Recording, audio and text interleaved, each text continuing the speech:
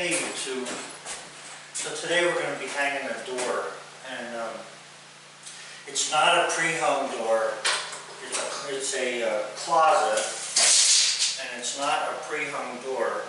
We've got a 32-inch rough opening, so that means it's going to be a 30-inch door. You subtract an inch for the width of the door jamb, which is almost always 3/4 of an inch in today's world. But anyway, we need to make the jambs, cut them out of red oak, cut the header out of red oak for the jamb, and then put dados in it so that it stays 30 inches wide for the door. So with doors, it's the same thing as it is with windows. You want to get the drywall back behind the framing member, so that when you put your shims in, they lay flat against wood. Like right now, you can, I don't know if you can see that, but it's not against the wood because this drywall is sticking out here. So we can, like I said before, you can use a utility knife to trim that off. Sometimes I use my hammer edge. Sometimes I use a chisel. It's a good sharp chisel, but it's used for rougher work. It's not something that I would save for doing fancy wood joints or anything. The other thing I want you to see is, if you look up here, you can see that the drywall is against the framing member. Now the framing member has a rounded edge on it, so you know it's hard to determine whether it's tight against it or not. Here you can see it's tight, but when I look down in here, I can see that in here it's away a little bit. That's because these 2x4s were either different sizes, not kept evenly together, and it made the wall slightly wider. So normally when you measure this for the jamb from one side to the other, normally you get 4 9/16. Now that's what it is right there where the drywall is against the 2x4. But down lower here, when I measure that, I'm more like 4, let's see, about 4 5/8. I'm closer to 4 5/8. So what I'm going to do is I'm going to go with the widest board. And if you remember, I told you that the other day. So I'm going to go with 4 5/8 and see how that works. And if I need to make it any narrower, I can do it by using a block plane. Okay guys, so in picking out the board that you're going to use for a door jamb, you want to get one that's as straight as it can be.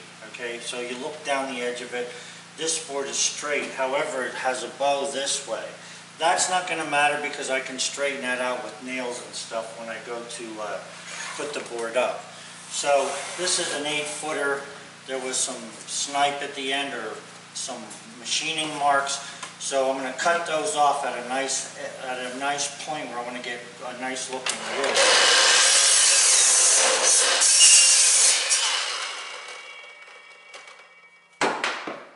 Cut this board 82.5 inches long, because that's what the length of the jamb basically is for the door. And then I'll show you how I'm going to notch that out, or put a groove through it, or a dado, whatever you want to call it, to be able to hook the header to it. The other thing you want to do before you go too far, now the length of these boards, actually I try to get as close to the header as I can with these. You can see I'm about 1/4 of an inch away, I think, up there. But the boards that are going to fit all the way around, they're 4 5/8 inches. But what you want to do is take a square. I don't particularly like these plastic squares. I like a metal square. But my metal square is in my shop, and this is what was in my toolbox up here. So I'm checking this for square. And it is pretty nice and square. It's off a hair, not even a hair, but that won't me in this little bit of distance I have to go. So I'll finish cutting the boards 4 5/8 inches wide, and then I'm going to cut a dado, or a groove, some of you may call it, through the header at the point where the door is going to be. Now doors are normally 80 inches high, okay, a normal door. Some manufacturers manage to mess that up. Doors are also 30 inches wide, and again, depending on the manufacturer, you may get a door that's instead of 30, it's 29 3/4, 29 7/8. When you're working with this type of work, you want to stay within an eighth, if anything at all, because the door jamb, or the door stop that stops the door and seals the door basically, is only about 1/4 of an inch thick, so you don't have a lot to play with there. All right. So what we're going to do is we're going to set this, cut the jambs out. We're going to put the dados in them. We're going to put that header together, and then we're going to push it into the door frame here, and we're going to adjust it with shims. Now, as you can see here, there's no carpeting on the floor or anything at this point. So what we want to do is we want to allow for the thickness of carpet pad plus the carpeting itself. So we're going to add 1/2 inch for the pad and 1/2 inch for the carpeting. And what we want to do is imagine the door, the bottom of the door, being 1 inch off this floor, this rough floor that we have, okay? So 1 inch off of that would make this door, instead of 80 inches high, it's going to make it 81 inches high, because doors are normally 80 inches. So we're going to add 1 inch to that and measure from the floor on the jamb that I'm making up to 81 inches. So we have the boards cut 4 5/8, both side jambs, and we're marking a mark, we're putting a mark and a line across at 81 inches. Now we're also going to be cutting the top of the door frame, or the door jamb. We're going to be cutting that. 30 inches is the width of the door. So we want to go with 30 1/4 to give us an 1/8 of an inch gap on each side. You can go less if you want. I like an 1/8, that's what I do. And so that means that you have to cut this top board wider than 30 inches or 30 1/4 inches, because you're going to be putting it down into a groove that you're going to put in here, that I'm going to be putting in here. So I'm going to figure half of this board, which is 3/8 and 3/8, that's 6/8 or 3/4. So that means that this extension jamb, or this, not extension jamb, this header board that I cut for the spread this door open on the top is going to have to be 30 inches plus 1/4 plus 3/4. So that's 31 inches wide for this entire board that goes up top here. Okay? So I'll cut that, and then I'll start to cut the dado through there. Okay, so on the router, I have a 3/4 inch bit, 3/4 inch wide, and it can cut, I don't know, with the router set on there, probably a full inch or better. Now I have 2 pieces of shim here that I'm using to be able to adjust the height of that. I want to be able to go 3/8 of an inch down into the wood, and right the way I have these shims together, they're 3/8 of an inch thick. Now you can measure this if you want to, but I found out that with the hole that's in the top of the router here, it's hard to get a tape measure and span the gap there to get a good measurement. So I just use these 3/8 inch thick shims. That's what they are at the point I have them, and you can mark them to make sure you don't move them if you want to. And now I'm going to adjust the guide on this thing so that I have only 3/8 of an inch, because I cannot be screwing around with this and make mistakes, because once I cut that board 31 inches wide, I'm committed to the door fitting in there, so I have to keep this accurate. Okay, as you can see there now, this blade, or this bit, or this cutter, whatever you want to call it, is at the 3/8 inch mark from the table face here, or the face of the router. So now what I'm going to do is I'm going to get a measurement from the edge of the widest part of the blade. Okay, I want to look across the 2 points of the cutter, and I'm going to get a measurement from the edge of the cutter right there to the edge of my base for the router, and it's 2.5 inches. Now that 2.5 inches, the reason I'm measuring that is because what I'm going to do here is I'm going to go from this mark here that I have. Let me back up a little. I'm going to go from this mark down 2.5 inches, and I'm going to put a board across here as a guide that the router can follow to give me an exact cut at the same spot here. So I'll be cutting this out from the line up 3/4 of an inch. Guys, this table that I made here to be able to hold my miter saw might not look like much.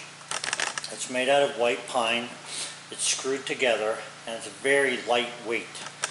So what I do is I bring it up, set it on a set of horses, and I use it for all kinds of different applications. Now, I just got done saying I was going to put a board across this line here, and here's what I want to show you.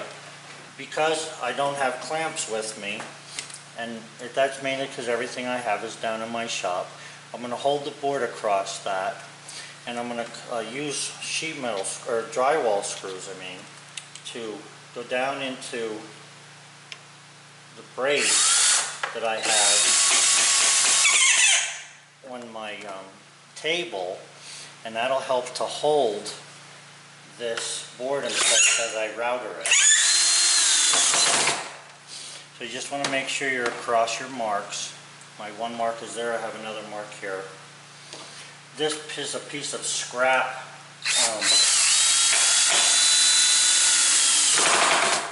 this is a piece of scrap oak. So you want to make sure that this stays tight. It doesn't even matter if it bows, just so it doesn't crack. And then I'll take my router and I can set the router on here, and I'll turn it on and I can run right through there and get a nice straight cut. So this is the dado that I put in there. So there's my second dado then. And you can see it's a nice tight fit. So I'll just have to bump that in. And then I can either nail up through the back side here into this head piece, or I can put screws in there. It's up to you. Drywall screws work pretty good. The problem is I'm working with oak here, and with oak sometimes you put the screw in, try to tighten it, and the head will break off. So I'd personally rather use nails when it comes to oak. Okay guys, so I'm going to be nailing this door jamb together, and I just want to show you something.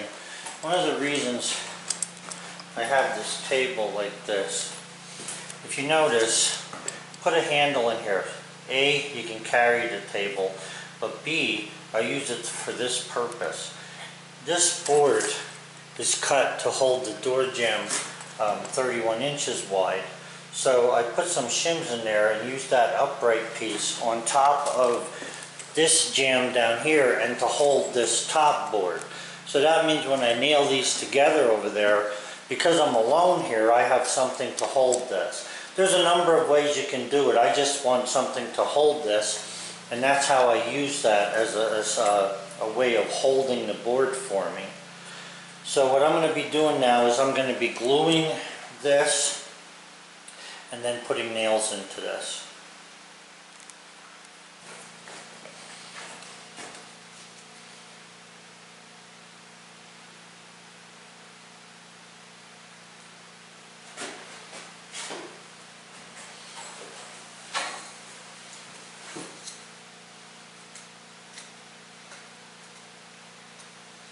I don't care if the glue comes out the top, but I'd rather if it did not come out the bottom of this board that direction.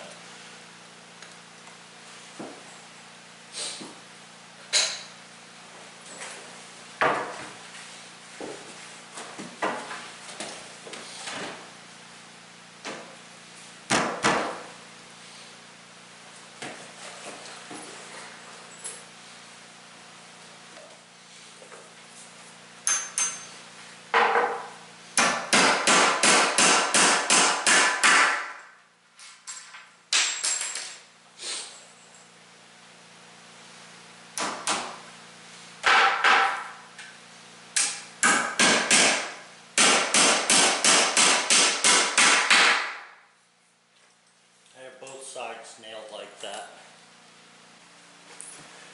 Okay, so the jamb is nailed and just standing here. So what I want to do is I want to put this in here. Now, if you remember, it was made so that it was 1/4 of an inch or so shy at the top, and that makes them easy to put in. Now, what I need to do here is this top is set at 30 inches. I'll just check that. Yeah. Let's see, I'm 30 1/4, that's right. There's 30 1/4, I said 30 for the door and an 1/8 on the inside. So 30 1/4 inches. Now, I'm just basically setting it in place, kind of straight. It doesn't really mean anything at this point yet. So what I'm going to do is, this isn't a hinge door, this is a bifold door. And the way I treat this will be slightly different. Not a lot, but if this was a hinge door, the hinge would be on that side because the light switch is right here for the closet. So this side here would be the side that you want to start with and get it set up properly. Now, the top of this header may have to come down slightly or whatever. We'll worry about that after the fact. Right now we have about 1/8 of an inch of movement or so, top and bottom. Alright, so we know that this is straight because I have a level on this already. So as long as we have something straight to work with, we can go ahead and start working with shims. So I'm going to have a shim on each side here, hopefully going over top of one another. But if it doesn't work, I'll just hopefully want this one on top of that one, but it's not happening here. So what we're going to do is we're just going to put the shims in one on top of the other. Tighten that up. You've got to watch, you don't want it too tight. It'll start to pull the nail out and put a bow in there. And you don't want that, because if you have that, when you put a hinge on here for the door, you're going to end up with the door being a little sprung where the hinges are. So we're going to make this flush with the drywall. That's the number one thing. And most important is that it's flush on the bedroom side, not the back side. If you did it right, it'll be flush on both sides, and that's what it should be. But for right now, we need it flush here. Now you can see I'm coming from with this piece of straight edge across the top, the bottom. It's telling me it has to go in slightly, and that's where I'm going to start with this. Now I'm going to take a level and I'm going to put a level along here to make sure that those shims did not push anything out of whack for me. Guys, one of the things that's really important that you don't want to mess up, when you put the shims inside the door jamb, behind the door jamb, don't drive these nails in all the way. Make sure you can get the head of your hammer on them if you have to pull them out, just in case. Okay, we're just testing the waters here, so to speak. We're not trying to put it in final position because we may have to move it a little bit. So I put a level on here, and when this is pushed, when the level is against the board nice and flat, this is plumb. So it's, you know, the level, the bubbles in the middle straight up and down way. So I'm going to go ahead and put some more shims in the middle here now. And then we're going to go check it with the level again and see how we're doing. Because right now this board's away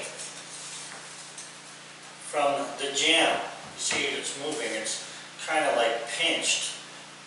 So we need to check this with the level once we put the shims in there.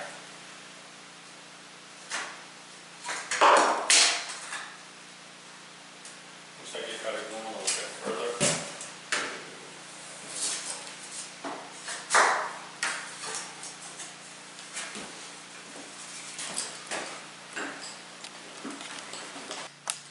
Something I forgot to show you with that first shim that I put in there. If you look there, you'll see there's two nails in this jamb, and the nails are pushed in. This is what you do when you're working with oak. You can do it when you work with pine as well. It's just that oak is a little more critical that you do it this way. So now I have a shims to rest while I push this board in here and see if this is plumb. Now you want to make sure the shims are tight, so if the level's plumb, pull the shims, whichever push or pull, whatever you have to do to make them be able to be tight in there and still keep the level where it should be. So that's it there. So what I'm going to do is I'm going to take this, pull the nails out a little bit. I'm going to bring one of the shims down to be within the nails. I'm pushing against it with my knee.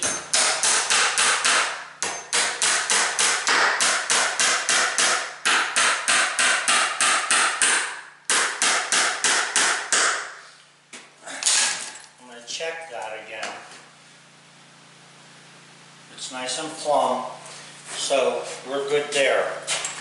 I'm still not going to set those nails. You want the nails to stay out a little bit so you can grab them, just in case something goes wrong here as we go down our board. So now we're going to do the same thing down at the bottom.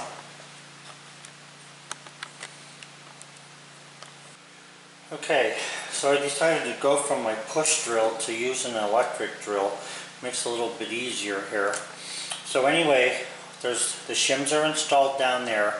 And the way you want to work your level, if you have a 6-foot level, that's great. If you don't, and I did have, and it got legs. So what you want to do is you have the level resting from the top down, it's plumb. You don't want to go all the way down with the next reading. You want to check it there and then put it all the way down. Now when I look at this, I know that the 3 shim areas are plumb with one another.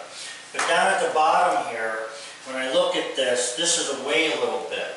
And this is the beauty of having shims, because now I can leave the level there. I'm holding the bottom with my foot. Make sure you're not on a nail. And right around in the middle here, I'm just going to put a shim in there until that board comes out to just about touch the level in the middle there.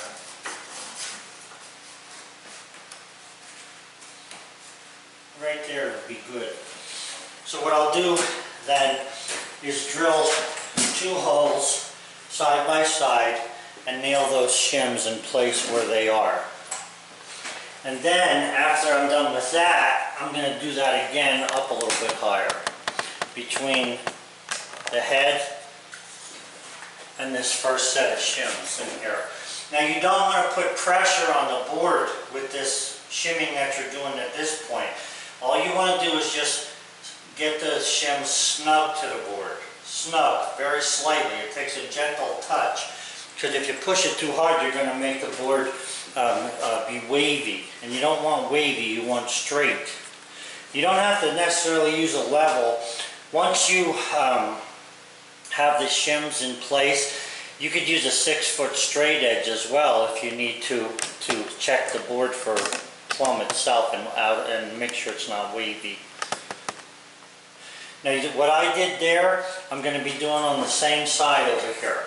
The one thing you want to check though is when you check this to make sure you're doing what you ought to be doing, the one thing you want to make certain is that when you put this jam here against the wall, that you have that 30 1/4 inches that you're needing. Okay, that's very important because this is all square right now, and if you don't keep it square, you're going to end up with the door not hanging right.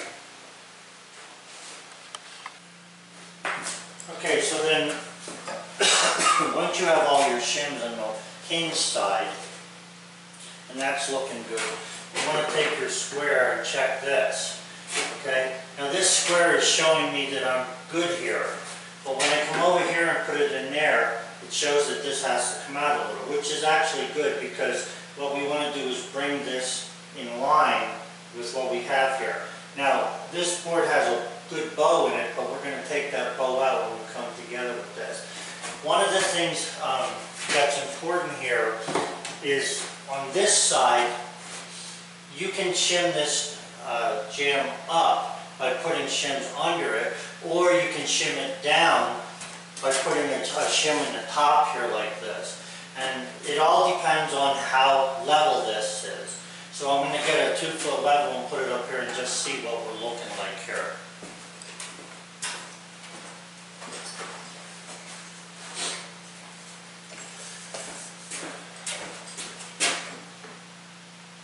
Okay, so we've got the level up there, and the level is showing that this side should go up. So we don't want the shim there, okay? What we want to do is put the shim on the bottom. So we'll take and get this board in there. I'm holding that with my foot while I check this again. According to this, it should still go up a little bit. So I'm going to take the shim then. Let me show you how I'm going to do this.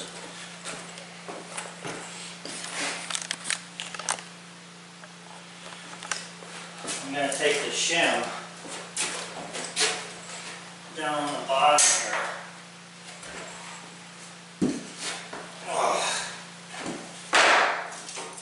And I'm going to use that shim to hold this up.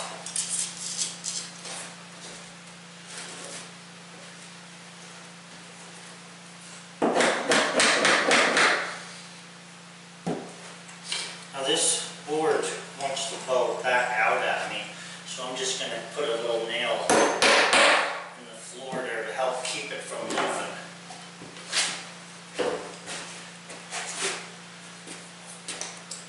And so now we want to go back up to the header there, and that's the part that we're straightening out.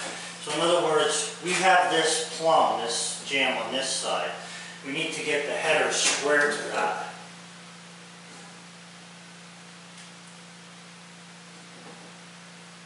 Alright, that's level right there. So bringing it up that little bit that I brought it up helps that. And we're going to also put this square back in here. And this square is showing that this should be down a little bit. Now here's the thing that's going on here. The 2-foot level is stretching pretty much across the whole works. So the middle of this is high. Right here, this is what we want to shim down. And then we'll make that square to the square. And if we hold the level here and look at that, you can see there's a gap. It's touching here, but there's a little gap in the middle. That's what we're going to fix next. Okay? Now, because of the size of the opening up there, and these doors are framed out for 82 inches, the doorways, the frame of them, I'm going to put something a little thicker up there so I don't have to use quite so many shims, because you can use up, 5 or 6 or 10 shims up there for that size thickness. So I'll just cut a piece of 1x and put that up there with a shim.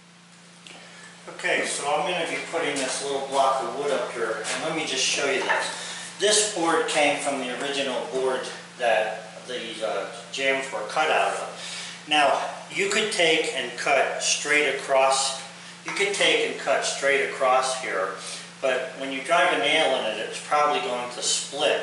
So what I do is the piece that came off of here to make the 5/8 inch, 4 5/8 inch or 4 1/2 inch jamb, this grain is running up and down.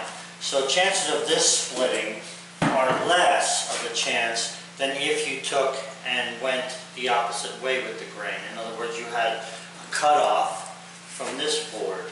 So it's just a little something extra. So I have room for that up there, and I'm going to put it roughly in the middle, and I'm eyeballing that. And it needs a shim. So I'm going to put the shim up there as well. And I don't know if you noticed it, but you can see that the top came down there a little bit, the header. So now we're going to put this square in here again, just to see how good that's looking. Not bad. Could come down here yet, in the middle there. Okay, that's good. Then we're going to take and put the level on it, because square does not mean level. we are level. So you want to check them. If square meant level, then you would be fine. Now here's the thing. Once you do have a square in there, for instance, right now this side is square with that shim in it. So once I nail that shim, I can now just use the square to get that corner set as far as shims go. But using the level and the square together is what gives you a nice door jamb and no problems when you're opening and closing doors. Now as I was nailing this, you can see that this board has a bow in it. One of the things you can do to get that bow to stay straight for you is to take a board and cut it for the length that you're needing. And since this wood is already finished and we don't want to hurt it, and at the bottom we won't, but we might up here, we're going to put some shims in here.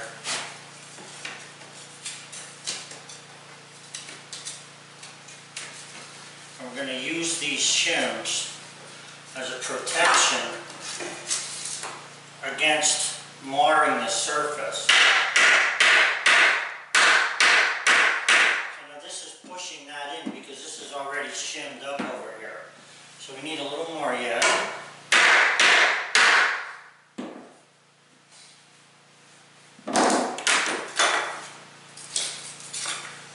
Pretty tight.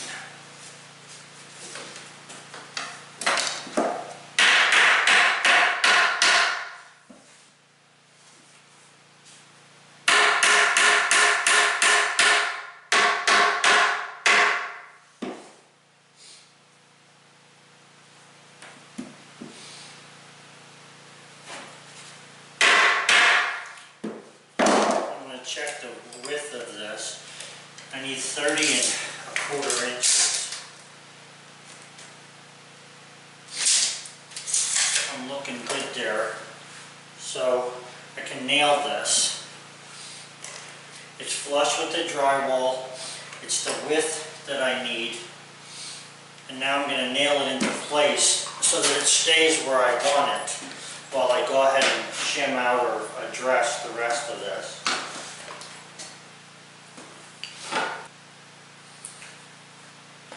Okay, because this is, the jamb over here is plumb, and it's basically against the 2x4 frame, there's no need for me to put shims in there. Now down here where it looks like it's away a little bit, it's against the board, it's away from the drywall. The drywall was cut back slightly when it was installed. So when this board is against the frame, it's plumb. I've checked it. So that's all there is then to getting the door frame or the jambs, the door jambs, set in place. And then what we'll do is we'll take a knife and carefully cut off the shims so that they're slightly less than flush with the jamb, and we'll finish setting all the nails. One of the things, guys, about red oak is it is hard. And when I say hard, I mean it is very, very hard. If you try to drive a finishing nail through red oak, one of two things are going to happen. You're going to either split the wood or bend the nail. And either one of them is bad, because once you get the nail into the piece of oak that's behind the trim, you can barely pull it out of there. It's really tough.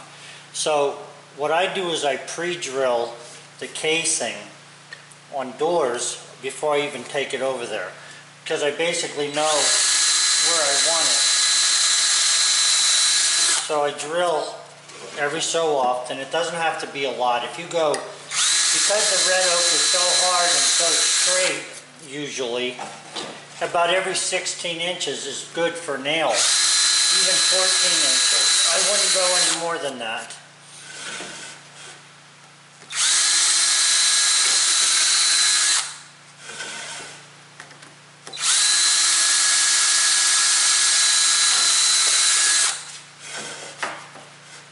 And you don't want to go closer to the edge than at least 1.5 inches. Stay at least 1.5 inches away from this end and at the top. Because you're just begging for problems. If you drive a nail in and the nail should hit something that it's not going to go through and it bends, it still splits the wood. So in other words, if you have oak, even pine boards underneath this, and you go to drive the nail in, if the nail gets a bend in it, even if the nail appears straight but the middle is bent one way or the other, that's what can split the board, okay? And if you don't drill it far enough into the other piece, when you go to drive it in and you have a little bit sticking up there, it is so hard, the oak, that even 1/4 inch of an 8-penny finishing nail has a really hard time getting down in there. You have a hard time hitting it in. You've got to hit it hard, and you've got to be able to keep it, your hammer straight, okay? Because you don't want to hit the wood to burn that up, and you don't want to bend the nail. So, you know, unless you've done trim work before, you may want to do a lot of practicing before you go and put red oak up in the house, because you will split the boards, and it is very, very hard to nail. But I'll say one thing about it: you won't find much wood that's more gorgeous than what red oak is. The other thing that I'll tell you about drilling is, you know, I'm going to be putting 2 nails in here at every hole that I just drilled. A nail here and a nail over here into the door jamb. The one for the door jamb I don't drill on the workbench. The reason for that is if there's any kind of knots or anything inside that jamb, I may want to avoid that. So I may move up or down a little. So I don't nail the nail that goes into the oak door jamb. I don't drill the one that goes into the oak door jamb. I do drill the one that goes into the drywall or whatever kind of wall covering you have, and eventually into the studs. Okay guys, so there you go. The door jamb and the molding is up on that closet door, and that's what they're going to look like in this house. So they come out nice. That oak is very tough to work with, I gotta tell you. It's a very hard wood. But anyway, the doors then for the main openings of the room, I'm using these pre-hung doors. And the thing is I debated on whether I should make doors or not. I could make the doors, but I don't know if I have enough time with everything that I already have going. So I decided to buy some doors.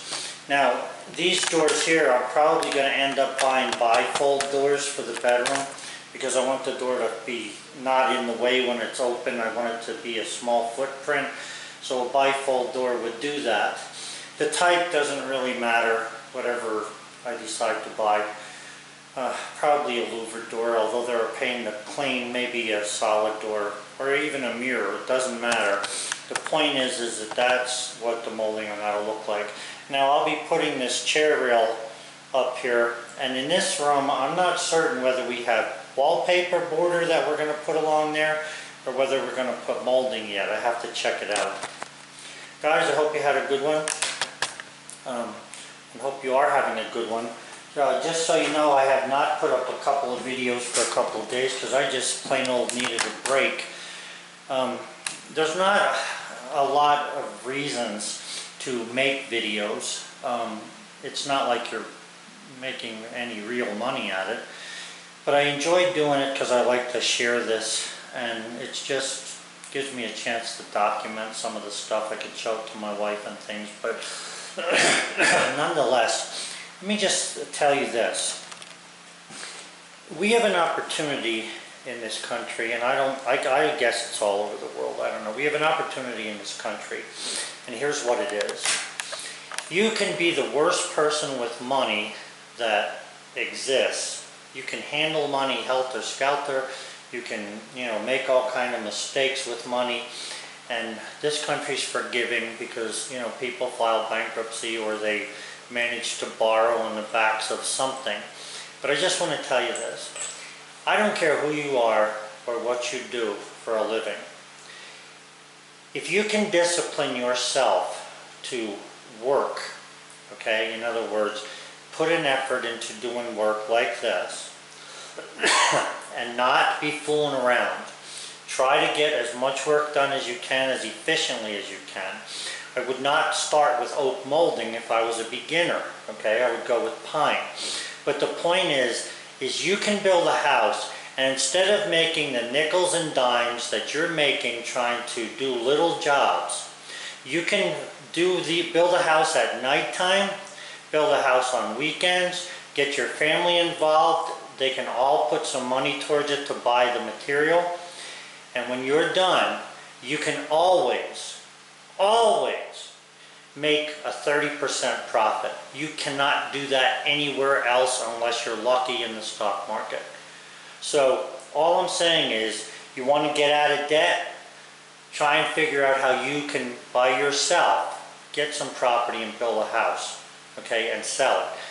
It's better to have something to go to a bank with, or even your brother for that matter, or sister, to borrow on if they know they can latch on to a house. So the whole point here is that building houses has always been a good idea in the United States.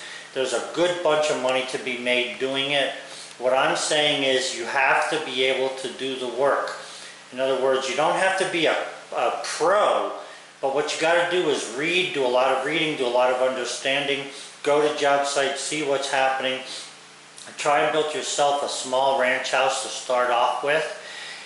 And you're talking, you know, anywhere between $50,000 and $100,000 worth of profit on a house that you build. Why anybody would not want to build houses is beyond me. Sometimes people just don't like going into debt or taking this step, but it never bothered me. So anyway, just a little additional thing to the video. I hope you enjoyed this. Have a good one. Okay guys, so we're going to hang a pre-hung door today. And like always, the most important thing is to get the drywall edges clean. You want to make sure that none of the drywall sticks beyond the framing member. If it does, you have to get rid of it one way or another. Okay? You can saw it with a saw going this direction. You can plane it with a cheese grater planer. You could even use a block plane. I wouldn't recommend it because there's always nails in the faces of these framing boards. But whatever you have to do to get the drywall so that it's either beyond or very perfectly flush with the framing member is what you have to do. Doors, windows, whatever. Wherever you're going to put something into a frame and there's drywall on the walls, you need to get that drywall off of there. Just look at it from the edge, make sure it's okay.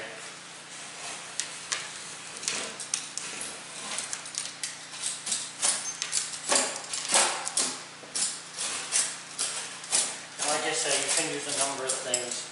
Cheese grater type of rasp is good to do this. You get a little bit more dust all over the place, but you can still use it. You just want to make sure, like over in here, you see this is the end of an original sheet. So they started here, but it was this way a little too far. And it could have been that because that's the way the studs ended up, or whatever. The point is you got to get that off of there. You can't work with that like that. And the other thing is, if you use a saw to cut the drywall and you end up with crinkles of paper sticking out, you want to try and come in there with your knife on a hard angle and get rid of them crinkled paper, because that paper, believe it or not, will stop the molding and stuff from laying against, or the molding from laying against the drywall nice and flat. So you want to correct that. And as before, I told you, do not touch the walls in a new house. Just make believe that they're wet. Don't brush against them, don't lean against them, don't set nothing against them. This door is turned in such a way that it's only touching right at the very corner there, which means it's going to be covered by the door jamb as well as the casing that goes around the door. So there's nothing for me to worry about with this door. When you stack doors in the house, you could lay them flat, it doesn't matter. I don't like laying the doors flat, I'd rather stand them up. These doors now come with a plastic insert that's on the bottom of the jamb so that they can be moved around without splitting the wood or marking the bottom of the wood. There is a 1-inch gap at the bottom of this door already, so I don't really have to concern myself with that. So all I got to do is, you can see this is a fairly big piece that has to come off here, so I got to get myself a rasp, and I'm going to take care of this top edge and then that side and get ready to put this door in. Guys, one other thing I want to mention here about a pre-hung door. I used to have carpenters that worked for me that would just wait for phone calls, you know, from homeowners, like, do you have somebody that can fix a door? Do you have somebody that can fix a rain gutter? And then we would send somebody out, besides, you know, the actual building of the houses.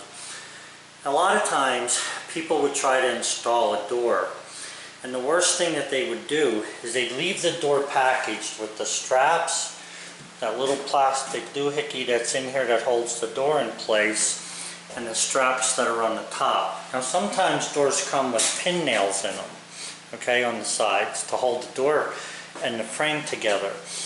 What I want to tell you is, if you look at the bottom of the door, let me just zoom in there, you can see that the gap there is what it is, and it gets bigger as you come up. So what that's telling you then is that that door frame is not where it's finally going to end up.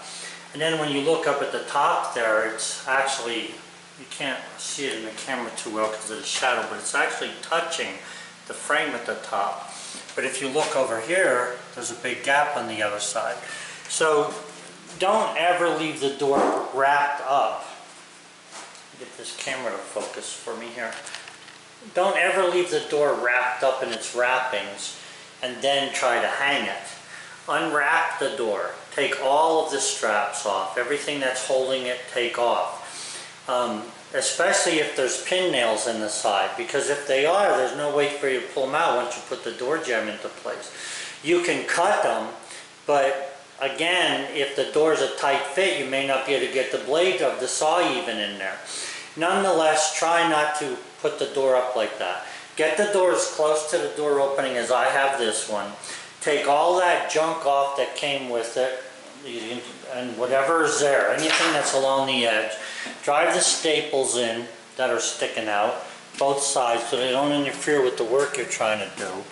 Take the instructions off. You can read them or toss them, whatever you're confident with. And even on the top there, if you look, you'll see that the door is hanging down there, but on that side, it's getting closer. So, you know, the door is not racked, the door is not squared, and I'm not talking about the door itself, I mean the frame. The frame isn't racked, in other words, it's not squared, it's not level, it's not anything, it's just hanging there. So you need to install the door yourself by working with the hinge side first, and I'll show you how to do that. Now what I just said about taking the wrapping off of a door is different than a window. Just so you know, some Anderson windows used to come with a strap that was along the top to hold the window racked and together. If you cut that strap off before you install the window, you're liable to have problems with the window. So you want to read the directions a little bit, you know, so you know what's going on with them. Actually, you should study the directions thoroughly, but sometimes I find myself, I read the directions and I think they're written by someone other than somebody who knows English. So it's hard for me to understand. But what I'm saying here is, some windows have straps on that tell you right on them, do not remove until installed. So be careful that you know what you're doing there. With these doors though, this particular door, you want to just take everything off here, from top to bottom. Take it all off. Leave the hinges on the doors, or on the door and the jamb, but just take the rest